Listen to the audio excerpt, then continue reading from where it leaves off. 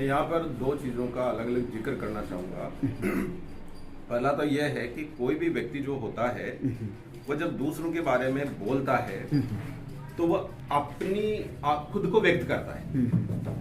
जब वह दूसरों के बारे में बोलता है तो वह खुद को व्यक्त करता है। जो खुद होता है वह दूसरों को समझने की गलती करता है और आकाश आनंद जी ने यही गलती की थी। दूसरी बात मैं इसमें यह कहना चाहूँगा कि आकाश आनंद जी वह दलित चेहरा नहीं है, वह एक मुख्यमंत्री के भतीजे हैं। इसलिए वो ऐसी भाषा बोल सकते हैं कि हम चीप लोगों से, हम छोटे मोटे लोगों को जानते नहीं है, क्योंकि जाके पैर न फटी बीवाई वह क्या जाने पीर पर आई। इस दलित समाज की पीड़ा को आकाश आनंद जी नहीं समझ सकते। वह तो केवल एक राजनीतिज्ञ के भतीजे हैं और ये उनकी वह इस ताकतवर समाज का हिस्सा है, उस पर्टिकुलर ताकतवर समाज का हिस्सा जहां पर वो बहुत टॉप में आते हैं। इसलिए जो नीचे से उभरते हुए लोग हैं उनको वह कुछ भी कर सकते हैं। ये उनका खुद का आने वाले इलेक्शन को अपन 2024 के जो इलेक्शन है वो आने वाले, इसमें फर्क पड़ सकता है इससे? देखो ऐसा है, फर्क तो पड़ चुका। भाई चंद्रशेखर आजाद जो है वह इस दलित समाज की आजादी के लिए एक ऐसा अंतर्राष्ट्रीय चेहरा है जिनकी स्पीड जो है वह सुपरसोनिक विमान की तरह है। और आकाश आनंद जो है वह बैलगाड़ी पे दौड़ लगा रहे हैं। उनको पता है कि मेरे को बहुत कुछ मिला हुआ है, ज्यादा कुछ करने की मुझे आवश्यकता नहीं। तो बीएसपी और एसपी में क्या अंतर है मुख्य? जैसा सभी रैलियां तो सभी करते हैं लेकिन दोनों ही बहुजनों की पार्टियां हैं, जैसे दोनों को बहुजनों की पार्टियां मान, इन दोनों में मुख्य अंतर क्या है? इनकी कौन कौन सी विचारधारा है? कभी आपको अंतर समझने में आया क्या? अंतर समझ में आया ना, वह लोग इस मुगालते में जी रहे हैं कि हमारी पार्टी राष्ट्रीय पार्टी बन चुकी है और लोग यूं ही वोट देते हैं, जबकि कोई किसी को यूं ही वोट नहीं देता। कल परसों में 12 में था, वहां पर एक बीएसपी के कार्यकर्ता कह रहे थे, कहां राजा भोज कहां गंगू तेली, आप किसकी बात कर रहे हो? चंद्रशेखर आजाद क्या है उनके सामने? ऐसे ऐसे इनके शब्द और वक्तव्य हैं। तो उसे ये पता चलता है कि जो जमीन पर कार्य नहीं कर रहा, चाहे वो कितनी भी बड़ी राष्ट्रीय या अंतर्राष्ट्रीय पार्टी हो, उसको जीरो पर आने ये विचारों की लड़ाई भी हो सकती है, दोनों में विचारों में डिफरेंट है। डेफिनेटली विचारों में डिफरेंस है और यही एक कारण है बीएसपी की जमीन खिसकने का।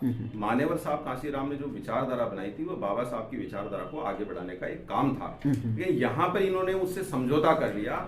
मैं यहाँ पर उस एक इस समाज में व्याप्त एक बड़े षड्यंत्र की तरफ आपको आगाह करना चाहूंगा। कांग्रेस, बीजेपी और बीएसपी की विचारधारा उस धार्मिक सांस्कृतिक षड्यंत्र को पोषित करने का काम कर रही है। जो गैर बराबरी खत्म करने के लिए संवैधानिक अधिकार हमारे समाज में सबको मिले थे, उनको खत्म करने के लिए एक समानांतर व्यवस्था जो है वो धार्मिक संस्कृति है और धार्मिक संस्कृति कभी भी गैर बराबरी को खत्म नहीं कर सकती। और ये बीएसपी ने भी स्वीकार कर लिया, इसलिए वहां पर उनकी जमीन खिसकती हुई नजर आ रही है। और आने वाले दिनों में वह उनका जो वर्चस्व है या उनकी जो स्थिति है। एक मुख्य सवाल ये पूछना चाहता हूं कि आगामी जो लोकसभा चुनाव आ रहे हैं उसके अंतर्गत राजस्थान से क्या एसपी पार्टी वो अपना कैंडिडेट उतारेगी?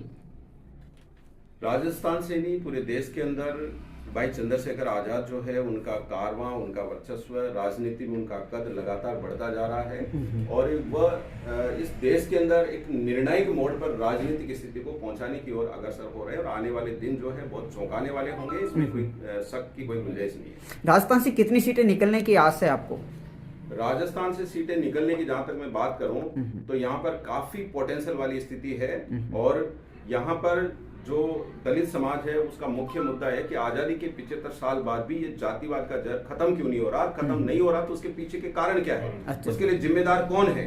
तो जहां तक मैं एनालिसिस करके देखा है, ग्राउंड लेवल पे हम जाते रहते हैं तो वहां पर बात करते हैं लोगों से, तो उसका मुख्य कारण यह है कि राजनीतिक ताकत किसके पास है? जो सरकार चलाते हैं। सरकार किसने चलाई? कांग्रेस और बीजेपी ने। तो जब उनके पास इतनी बड़ी ताकत थी, वो संविधान में एक मुख्य चीज जो साफ साफ दिखाई दे रही है कि जातिवाद का जहर इतना खतरनाक इस देश में, जिसकी वजह से इस महान भारत राष्ट्र को हजारों सालों तक गुलाम रहना पड़ा, उसको ये मिटाने में कामयाब नहीं हो पाए। तो सीधी सीधी जिम्मेदारी कांग्रेस और बीजेपी की आती है। इसलिए ये समाज जो है उद्वेलित है कि इनसे कुछ नहीं हो सकता, हमें हमारा खुद का ऑप्शन ढूंढना पड़ेगा। और इसके लिए यूं ही नहीं, इसमें ओबीसी के जो लोग हैं उनको भी धीरे धीरे ये बात समझ में आ रही है कि जातिवाद जो है वो एक ऐसा खतरनाक नासूर है जो इस देश को कभी आगे